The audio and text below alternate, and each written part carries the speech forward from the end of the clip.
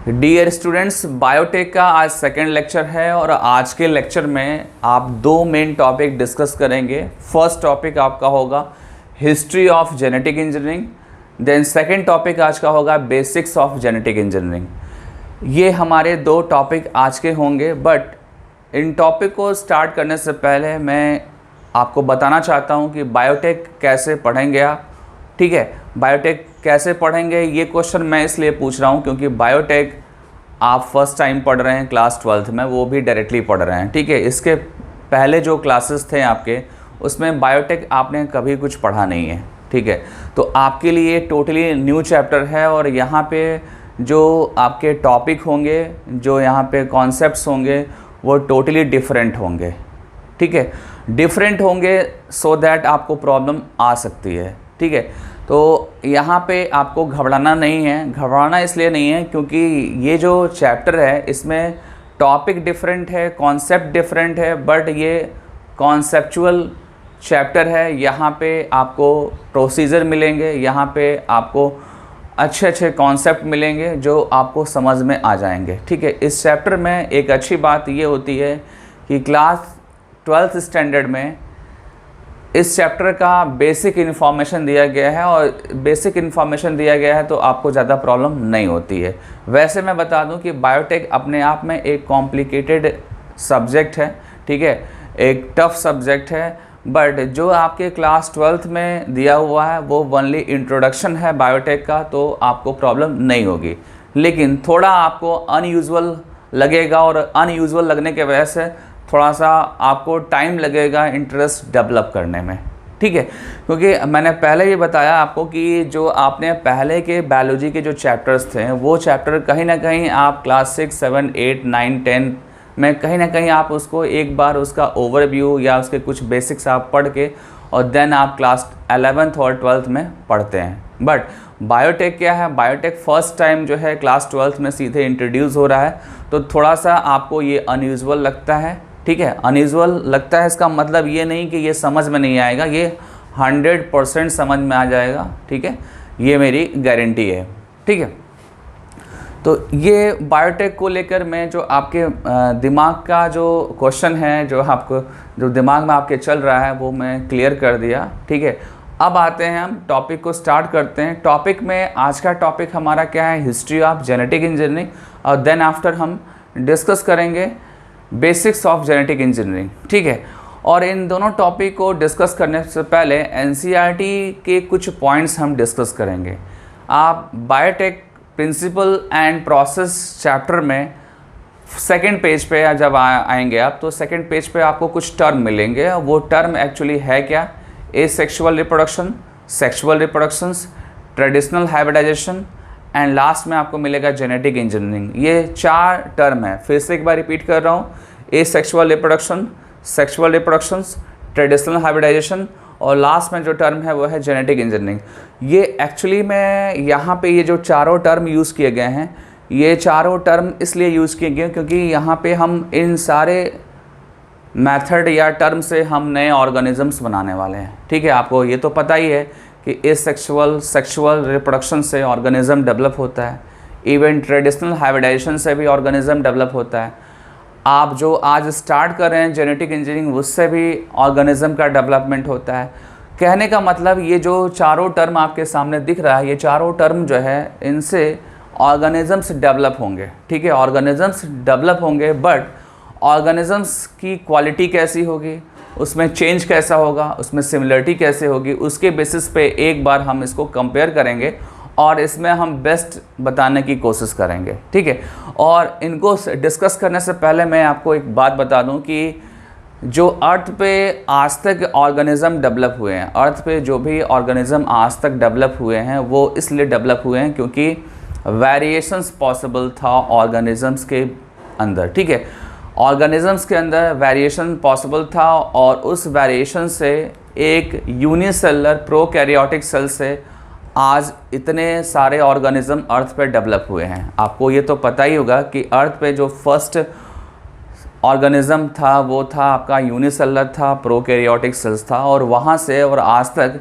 Millions of organism form हुए हैं। ठीक है, वो भी डाइवर्स तरीके के, ठीक है, मतलब डिफरेंट टाइप के ऑर्गेनिजम्स फॉर्म हुए हैं। तो ये जो ऑर्गेनिजम्स फॉर्म हुए हैं डिफरेंट टाइप के, वो कैसे फॉर्म हुए हैं? ड्यू टू वेरिएशन, ठीक है, वहाँ से और यहाँ तक, दैट मीन्स कि फर्स्ट सेल से और आज तक, ठीक है, जो भी ऑर्गेनिज्म डेवलप हुए हैं वो वेरिएशंस के वजह से डिफरेंट टाइप के डेवलप हुए हैं। वेरिएशन का मतलब आप यहाँ पे डिस्कस कर सकते हैं सेक्सुअल रिप्रोडक्शंस, मियोसिस डिस्कस कर सकते हैं, और साथ ही साथ आप म्यूटेशन डिस्कस करते हैं। आपको पता है कि मियोसिस के थ्रू गेमिट्स बनते हैं और मियोसिस के टाइम पे क्रॉसिंग ओवर होता है, ठीक है, जो क्लास 11th में आपको मैंने बताया है। मियोसिस के टाइम पे क्या होता है? क्रॉसिंग ओवर होता है, दैट मीन्स कि रिकॉम्बिनेशन होता है, और रिकॉम्बिनेशन के बाद जो गेमिट्स बनते हैं उसमें जीन्स का रीअरेंजमेंट होके वो आगे इन्वॉल्व होते हैं, ठीक है। ये सारी बातें मैंने क्लास 11th में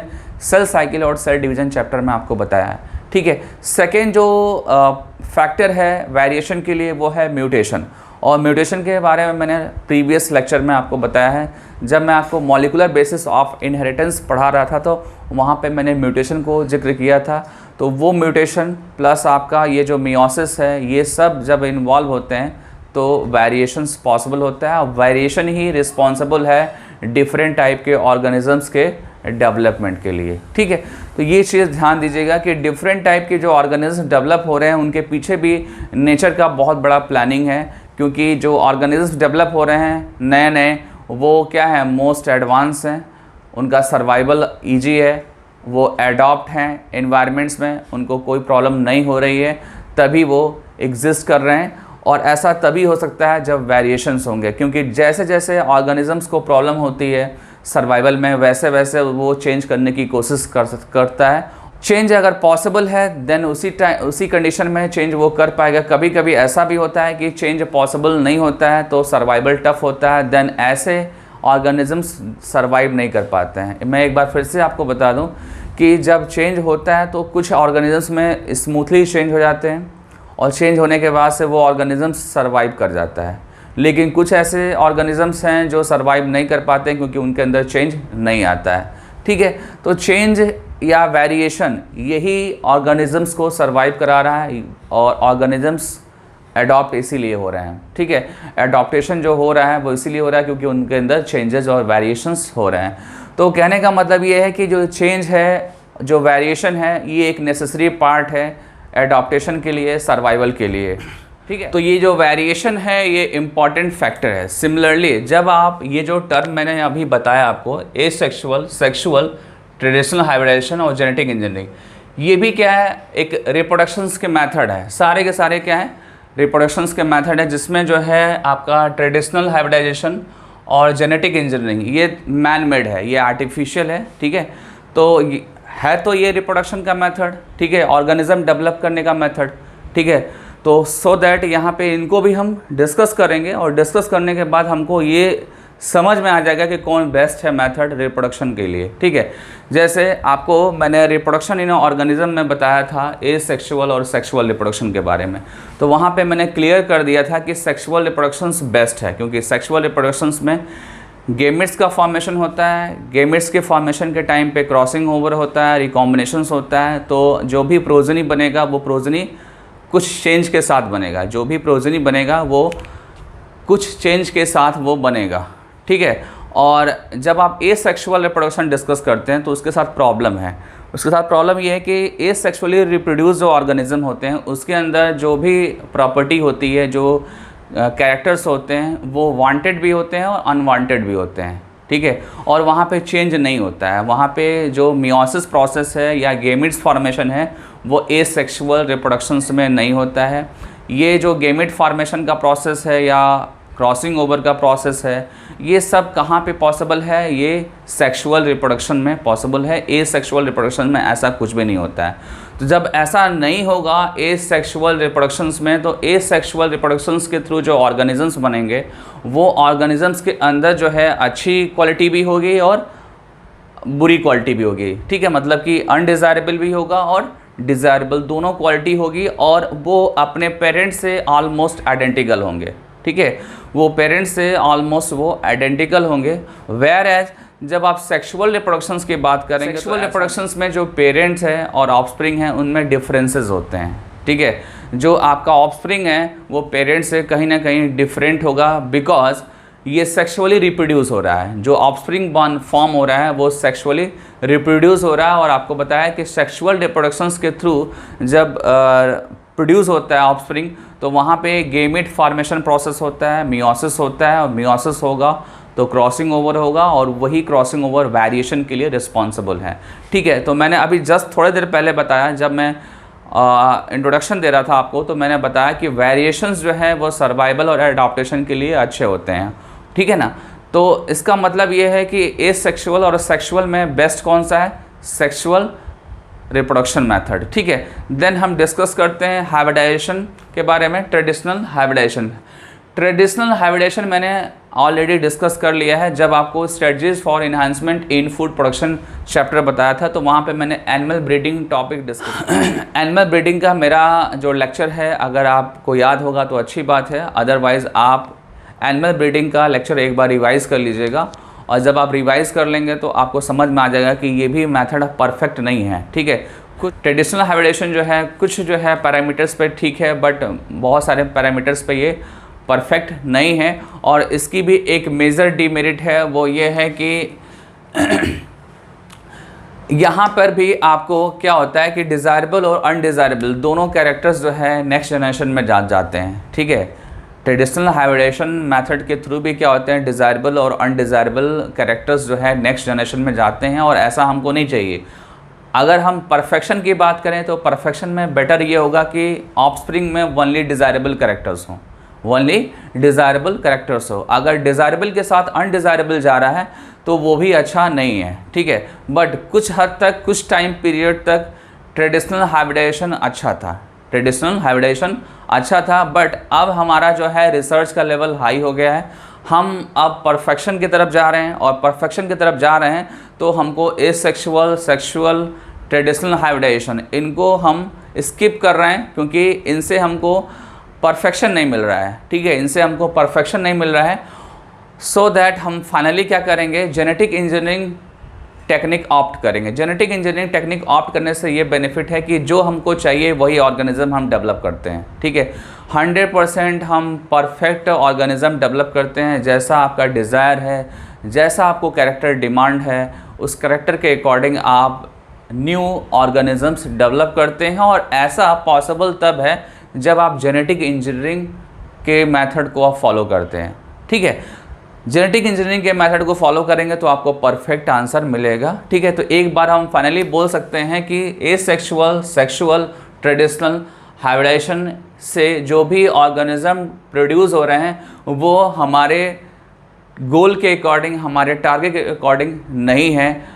इन सब से अच्छा होता है जेनेटिक इंजीनियरिंग। जेनेटिक इंजीनियरिंग में क्या है कि हम अपने डिज़ायरेबल ऑर्गेनिजम्स या डिज़ायरेबल प्रोडक्ट्स बनाते हैं। ठीक है, और यही चाहिए हमको। बट जेनेटिक इंजीनियरिंग क्या है, एक कॉस्टली मेथड है। ठीक है, एक कॉस्टली मेथड है, ये एक लेबोरेटरी मेथड है, तो यहाँ पे सक्सेस रेट स्लो है। ठीक है, यहाँ पे सक्सेस रेट क्या है, स्लो है, क्योंकि यहाँ पे आप जब लैब में करते हैं एक्सपेरिमेंट तो वहाँ पे बहुत सारे स्टेप्स फॉलो करने होते हैं, और सक्सेस रेट जो है वो ऑर्गेनिज्म टू ऑर्गेनिज्म वेरी भी करता है।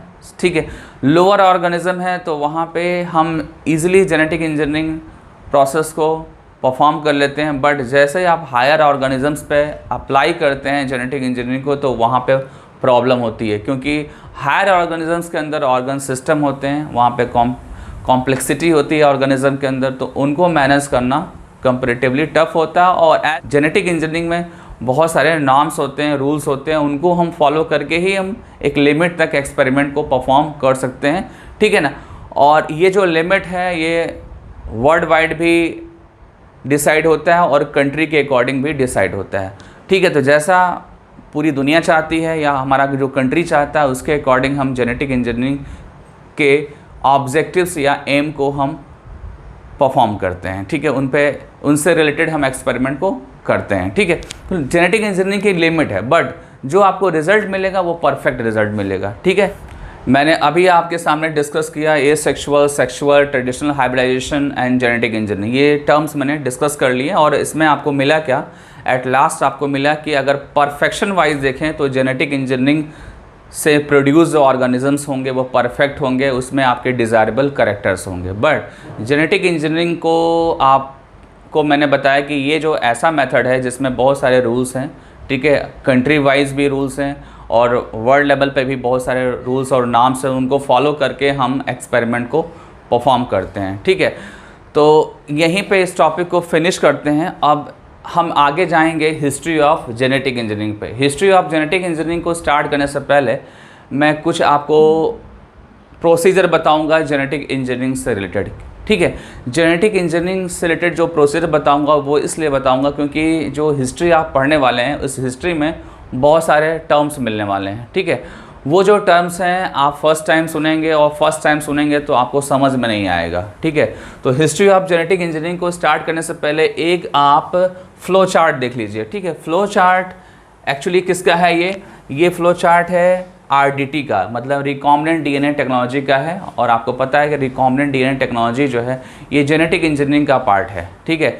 सो दैट आप ये बोल सकते हैं कि जेनेटिक इंजीनियरिंग का एक बेसिक आप फ्लो चार्ट देखने वाले हैं, ठीक है। और मैंने आपको जेनेटिक इंजीनियरिंग के बारे में थोड़ी इन्फॉर्मेशन प्रीवियस वीडियो लेक्चर में दिया था, ठीक है।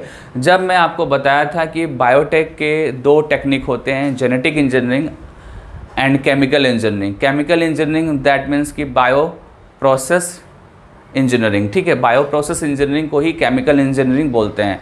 तो जो आप जेनेटिक इंजीनियरिंग में आपने पढ़ा था उसमें क्या पढ़ा था कि आप किसी ऑर्गेनिज्म के अंदर से आप DNA निकालते हैं और उस DNA के अंदर क्या है, आपका डिज़ायरेबल जीन है। जैसे आप किसी जीन में इंटरेस्ट रखते हैं, ठीक है, किसी जीन में आप इंटरेस्ट रखते हैं तो वो जीन अगर किसी ऑर्गेनिज्म के अंदर है तो उस ऑर्गेनिज्म से आप जीन को निकालेंगे। बट जीन को कैसे निकालेंगे? पहले आप क्या करेंगे, उसका इंटायर DNA निकालेंगे, ठीक है। जैसे सपोज दैट ये एक ऑर्गेनिज्म है और इस ऑर्गेनिज्म का आपने इंटायर DNA आइसोलेट कर लिया, ठीक है।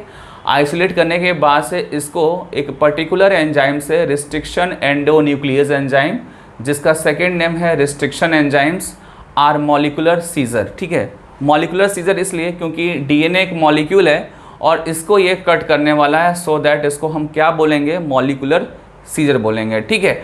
और रिस्ट्रिक्शन एंजाइम इसलिए क्योंकि ये पर्टिकुलर साइट पे जाकर कट करेगा और पूरे DNA को जब कट करेगा तो डिफरेंट फ्रेगमेंट्स मिलने वाले हैं, डिफरेंट फ्रेगमेंट्स मिलने वाले हैं।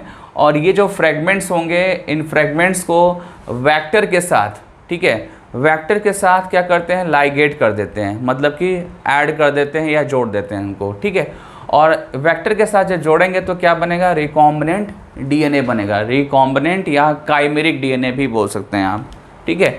आप इसका दूसरा जो नाम है काइमेरिक DNA, काइमेरिक DNA। एक बार मैं फिर से बता देता हूँ, मैंने क्या किया, यहाँ से एक DNA का फ्रेगमेंट लिया और यहाँ से वेक्टर लिया, दोनों को एक साथ क्या किया, इंटीग्रेट करके और क्या बना दिया, रिकॉम्बिनेंट DNA और काइमेरिक DNA, ठीक है। कुछ बुक्स में रिकॉम्बिनेंट DNA मॉलिक्यूल्स भी मेंशन है तो वो भी सही है, चलेगा, ठीक है।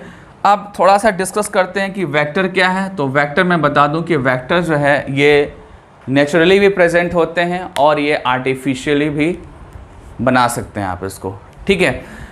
नेचुरली कहाँ पे मिलेगा आपको, बैक्टीरिया में मिलेंगे। बैक्टीरिया में आपने सुना होगा प्लाज्मिड, मैंने क्लास 11th में यूनिट ऑफ लाइफ चैप्टर में प्लाज्मिड टर्म आपसे डिस्कस किया था, उसके 2-3 लाइन मैंने डिस्कस किया था और मैंने बताया था कि प्लाज्मिड क्या है, एक एक्स्ट्रा क्रोमोसोमल जेनेटिक मटेरियल है, एक्स्ट्रा क्रोमोसोमल जेनेटिक मटेरियल है।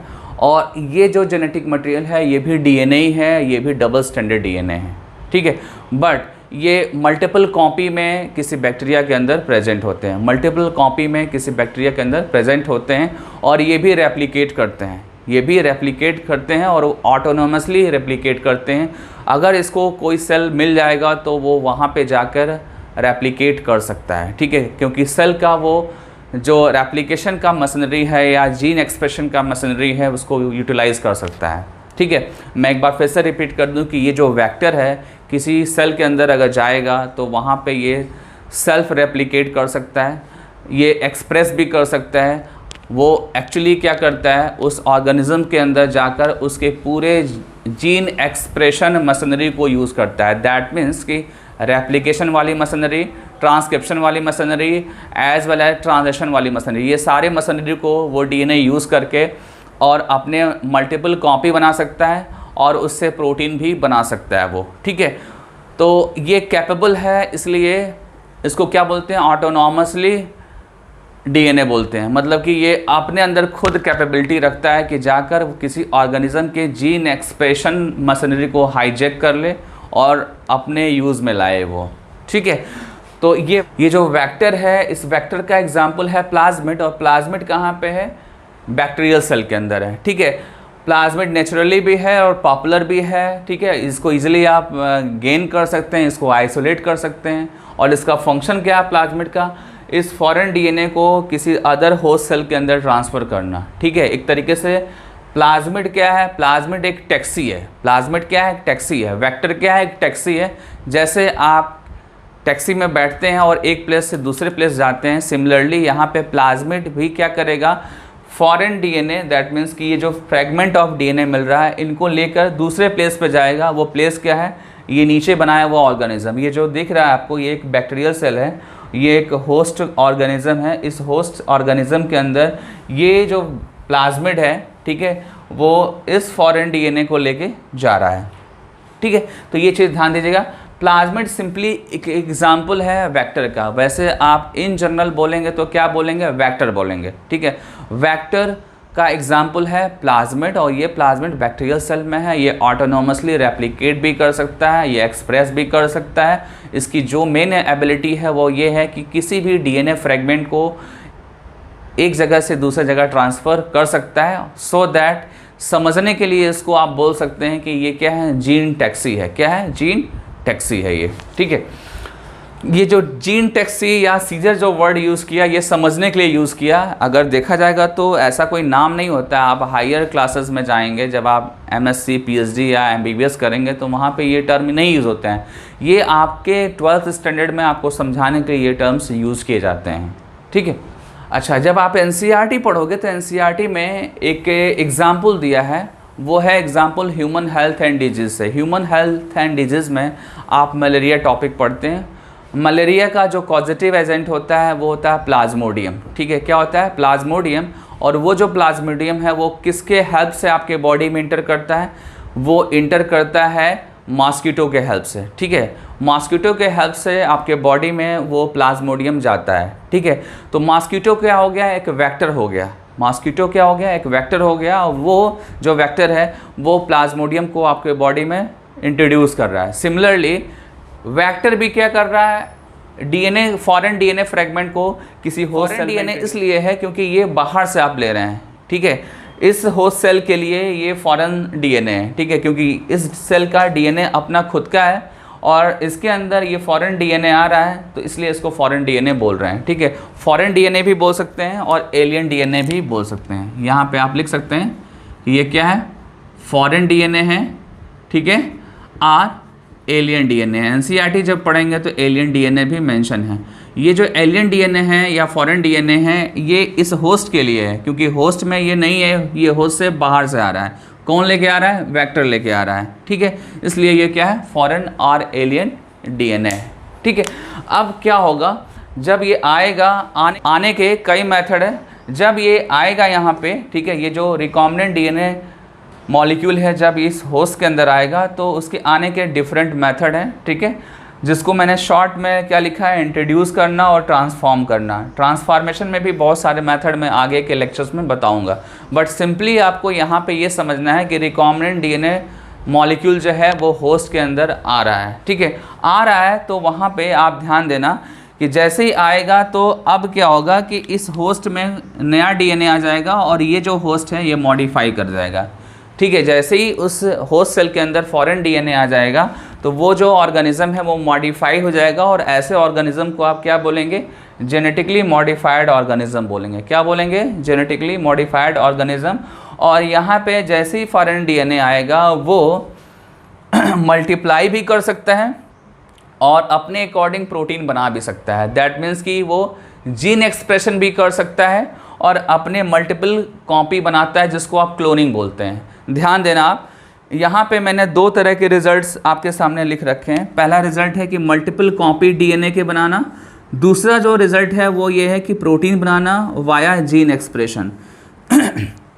ये जो दोनों रिज़ल्ट हैं, ये दोनों जो रिज़ल्ट हैं, ये रिज़ल्ट कैसे आ रहे हैं ये समझिए थोड़ा सा।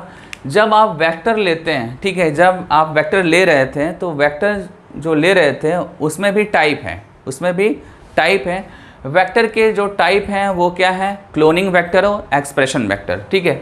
आपके अपने ऑब्जेक्टिव या आप ऐसे बोल सकते हैं सिंपल वर्ड्स में कि जो आपका टारगेट था, जो एक्सपेरिमेंट का टारगेट था, उस टारगेट के अकॉर्डिंग आप या तो डीएनए की क्लोनिंग करते हैं, फॉरेन डीएनए की, ठीक है, और या तो उस डीएनए को एक्सप्रेस कराते हैं, दैट मीन्स कि उससे प्रोटीन बनाते हैं। एक्चुअली में होता क्या है कि जब आप एक्सपेरिमेंट करते हैं तो एक्सपेरिमेंट करते समय स्टार्टिंग में आप डिसाइड कर लेते हैं कि आपको मल्टीपल डीएनए की कॉपी बनानी है या फॉरेन डीएनए जो आपने लिया है उससे प्रोटीन बनाना है, ठीक है। ये पहले आप डिसाइड कर लेते हैं और डिसाइड करने के अकॉर्डिंग, ठीक है, जो डिसाइड किया, जो आपका गोल है उसके अकॉर्डिंग आपने क्या लिया, वेक्टर लिया। क्या लिया, वेक्टर लिया।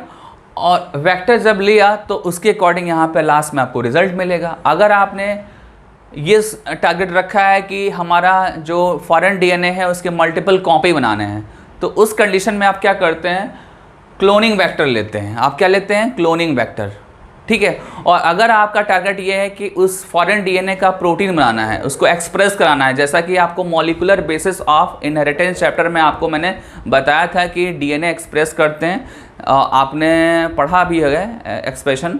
जैसे कि एग्जांपल में बताऊं, लैकोपरॉन में आपने देखा था कि ZYA ये स्ट्रक्चरल जीन थे, ये एक्सप्रेस कर रहे थे कुछ कंडीशंस में। सिमिलरली ये जो फॉरेन डीएनए ये भी एक्सप्रेस करेगा, ठीक है। और एक्सप्रेस करने के लिए आपको क्या करना होगा, आपको वेक्टर भी उसी के अकॉर्डिंग लेने होंगे, ठीक है। वेक्टर कौन सा लेंगे, जब आपको एक्सप्रेशन कराना होगा आप वेक्टर लेंगे एक्सप्रेसिव वेक्टर। क्या लेंगे आप, एक्सप्रेसिव वेक्टर लेकर, ठीक है, और देन इसमें इंट्रोड्यूस करेंगे। और देन वहाँ पे क्या होगा कि जो भी ये रिकॉम्बिनेंट डीएनए जाएगा वहाँ पे इस होस्ट सेल को यूज़ करेगा और यूज़ करके वो प्रोटीन बनाएगा और आपको फिर फाइनली क्या मिलेगा, प्रोटीन मिलेगा आपको एज ए रिज़ल्ट, ठीक है। तो ये जो भी है मैंने आपको बताया है, ये एक्चुअली में क्या है, ये RDT का प्रोसीजर है, रिकॉम्बिनेंट डीएनए टेक्नोलॉजी का ये प्रोसीजर है। और रिकॉम्बिनेंट डीएनए टेक्नोलॉजी क्या है, जेनेटिक इंजीनियरिंग का ही पार्ट है, ठीक है। तो आपने यहाँ पे देखा, कई चीज़ें देखा आपने, देखा यहाँ पे कि कटिंग वाले कुछ एंजाइम्स हैं, यहाँ पे जीन को ट्रांसफ़र करने वाले टैक्सी हैं, दैट मीन्स कि वेक्टर है, ठीक है। देन ये साथ में कंबाइन भी हो रहे हैं। और कंबाइन होते समय आपको पता है ना कि जब भी डीएनए के दो फ्रेगमेंट्स कंबाइन होते हैं तो वहाँ पे न्यू बॉन्ड फॉर्म होते हैं जिसको बोलते हैं फास्फोडाइएस्टर बॉन्ड। यहाँ पे मैंने मेंशन कर रखा है, आप देखो, जब दो डीएनए के फ्रेगमेंट्स अटैच होते हैं या ज्वाइन होते हैं तो उसको क्या बोलते हैं, लाइगेशन।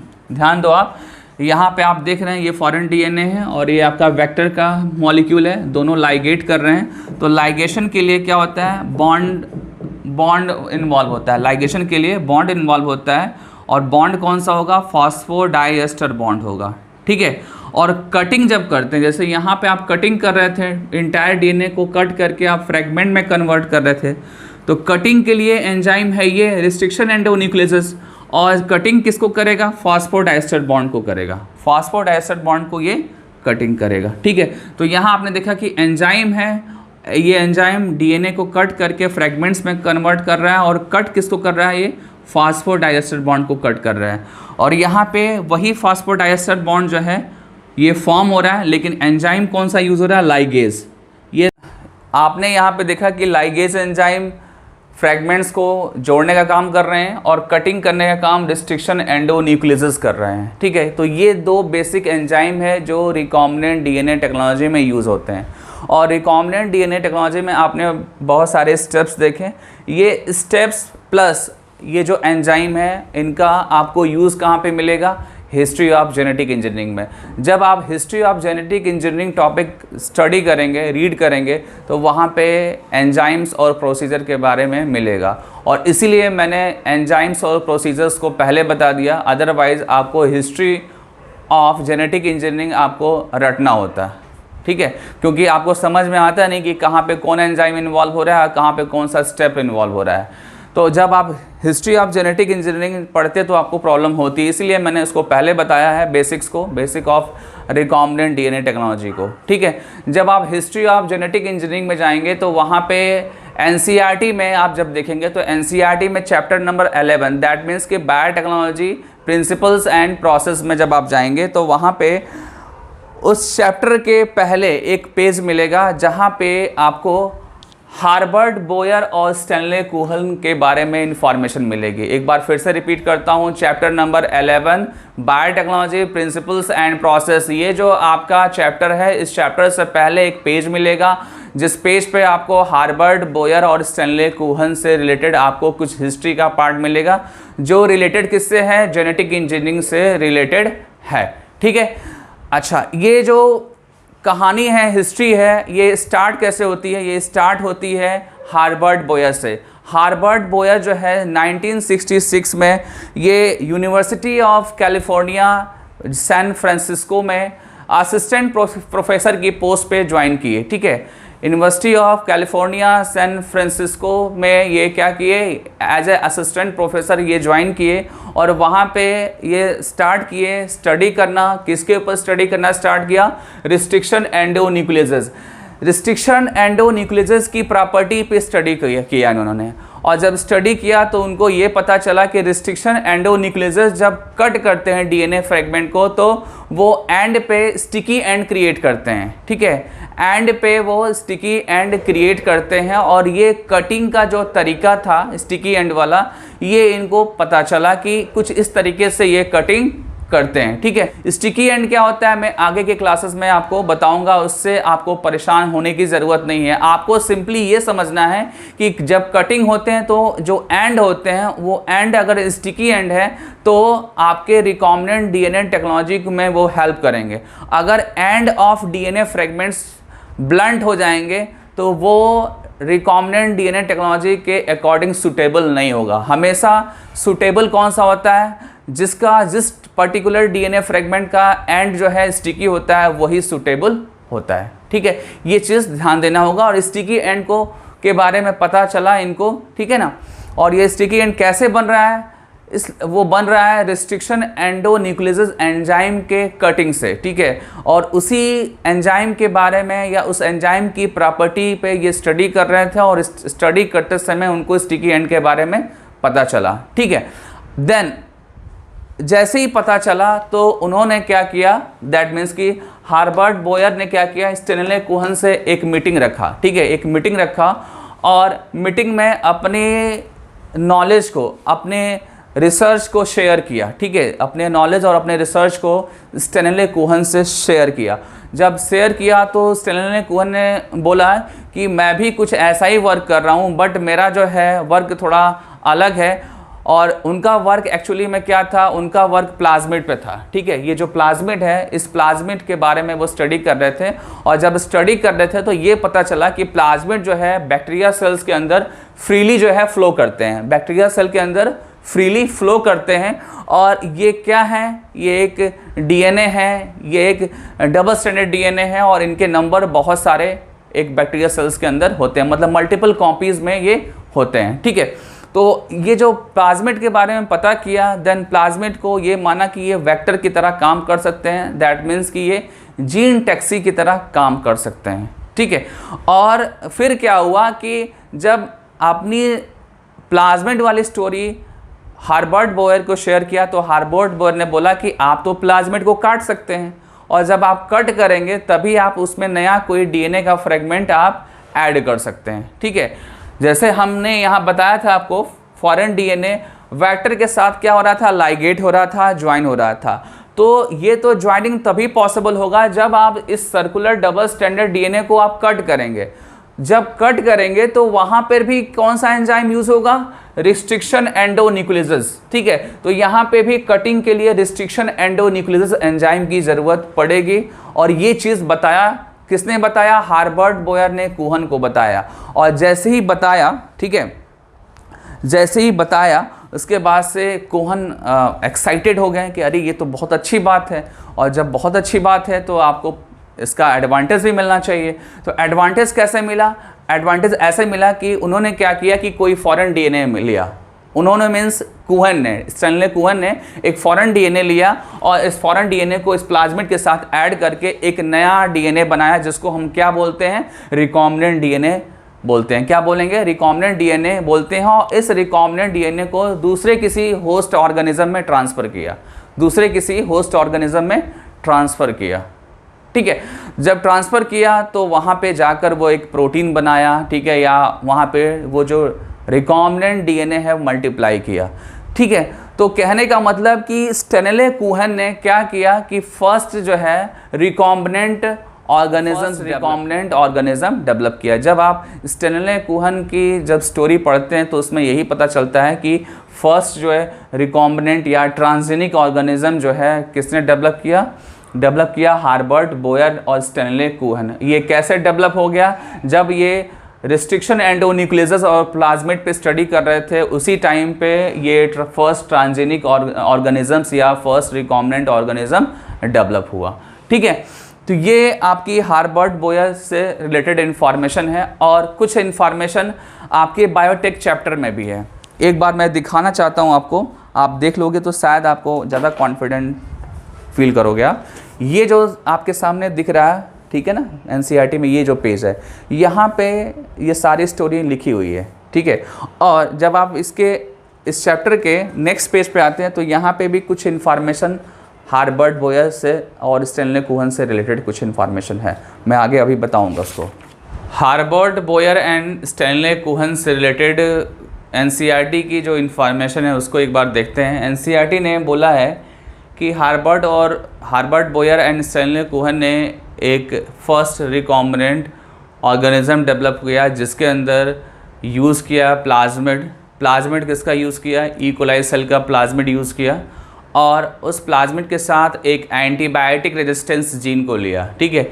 एंटीबायोटिक रेजिस्टेंस एक पर्टिकुलर बैक्टीरिया से लिया गया है, उसका नेम है साल्मोनेला टाइफिमोरियम। साल्मोनेला टाइफिमोरियम के प्लाज्मिड से एंटीबायोटिक रेजिस्टेंस जीन लिया गया और उस जीन को ई कोलाई के प्लाज्मिड के साथ लाइगेट किया गया और देन बैक्टीरिया में इसको इंट्रोड्यूस करके फर्स्ट ट्रांसजेनिक बैक्टीरिया या ऑर्गेनिज्म डेवलप किया, ठीक है।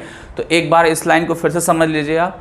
मैंने ये बताया कि इन 1972 स्टेनले कुहन एंड हार्बर्ट बोयर ने क्या किया, फर्स्ट ट्रांसजेनिक ऑर्गेनिज्म बनाया या बैक्टीरिया बनाया। कैसे बनाया, एक एंटीबायोटिक रेजिस्टेंस जीन लिया। एंटीबायोटिक रेजिस्टेंस जीन कहाँ से लिया, साल्मोनेला टाइफिमोरियम के प्लाज्मिड से लिया, ठीक है। लेने के बाद उसको ई कोलाई के प्लाज्मिड के साथ उसको लाइगेट किया, ठीक है। ई कोलाई का प्लाज्मिड एक्ट करेगा कैसे, वेक्टर की तरह एक्ट करेगा और लाइगेट करने के बाद बनाएगा रिकॉम्बिनेंट डीएनए। देन इस डीएनए को ई कोलाई सेल्स या ऑर्गेनिजम्स में ट्रांसफ़र कर दिया, इंट्रोड्यूस कर दिया। देन क्या बना, फाइनली आपका फर्स्ट रिकॉम्बिनेंट ऑर्गेनिज्म डेवलप किया, ठीक है। तो ये हार्बर्ट बोयर और स्टेनले कुहन की एनसीईआरटी बायोटेक चैप्टर की इन्फॉर्मेशन है। वैसे बायोटेक से पहले मैंने बताया कि एक पेज है आपका सेपरेट, उसको भी पढ़िएगा जो मैंने ऑलरेडी अभी जस्ट डिस्कस किया, ठीक है। अब आते हैं सेकंड पॉइंट पे। सेकंड जो पॉइंट है वो है पॉल बर्ग से रिलेटेड। पॉल बर्ग जो है एक बहुत बड़े साइंटिस्ट थे। साइंटिस्ट बहुत बड़े इसलिए क्योंकि उनको क्या बोलते हैं हम, फादर ऑफ जेनेटिक इंजीनियरिंग बोलते हैं, फादर ऑफ जेनेटिक इंजीनियरिंग। उन्होंने क्या किया, उन्होंने फर्स्ट रिकॉम्बिनेंट डीएनए मॉलिक्यूल बनाया, फर्स्ट रिकॉम्बिनेंट डीएनए मॉलिक्यूल। और यहाँ पे आप क्या बना रहे थे, फर्स्ट ट्रांसजेनिक ऑर्गेनिज्म बना रहे थे। तो दोनों में डिफरेंस है, यहाँ पे फर्स्ट रिकॉम्बिनेंट डीएनए बना, ठीक है। कैसे बना इसको समझिए आप। एक मंकी वायरस है SV40, उसका डीएनए लिया और लैम्डा वायरस के डीएनए के साथ कंबाइन कर दिया, ठीक है। फिर से ध्यान दो, मंकी वायरस SV40 उसका डीएनए लिया, उसका डीएनए का एक फ्रेगमेंट लिया और लैम्डा वायरस के डीएनए के साथ उसको जोड़ दिया और देन फाइनली क्या बना, आपका फर्स्ट रिकॉम्बिनेंट डीएनए बना, ठीक है। तो ये जो फर्स्ट रिकॉम्बिनेंट डीएनए बनाने का जो सक्सेस था वो बहुत बड़ा सक्सेस था और इसीलिए पॉल बर्ग को फादर ऑफ जेनेटिक इंजीनियरिंग भी बोलते हैं, ठीक है। तो ये आपका हिस्ट्री से रिलेटेड डिस्कशन हो गया, ठीक है। और मैंने इनडायरेक्टली आपको जेनेटिक इंजीनियरिंग का जो बेसिक्स है, जो बेसिक इन्फॉर्मेशन था, मैंने यहाँ पे डिस्कस कर लिया। यही आपका रिकॉम्बिनेंट डीएनए टेक्नोलॉजी या RDT का बेसिक इन्फॉर्मेशन था और यही मुझे बताना था आपको ठीक है, यही आज के दोनों लेक्चर में हम डिस्कस करेंगे tools of recombinant DNA technology, that means कि आरडीटी। ठीक है, आरडीटी के टूल्स हम देखेंगे। टूल्स में एक्चुअली क्या होगा, आपका एंजाइम्स होंगे, वेक्टर्स होंगे, ये टूल्स होंगे और इन पे हम डिटेल डिस्कशन करेंगे। ठीक है, तो आज की क्लास यहीं पे फिनिश करते हैं, मिलते हैं नेक्स्ट क्लास में। Okay, bye.